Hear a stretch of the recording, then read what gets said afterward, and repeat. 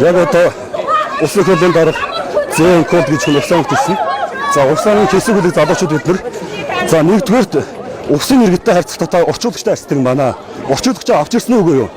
Хоёрдугаарт Цэдэн даргын 100 жилийн хойгоор цагаат тогтоод энэ улсын хурл баталж өгөөч. Та яагаад хаагаад байгаа юм бэ?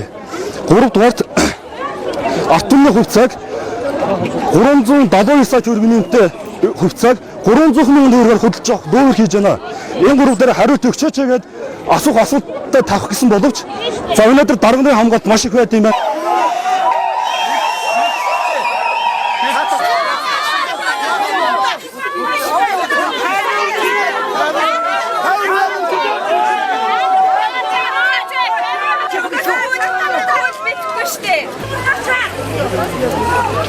Что?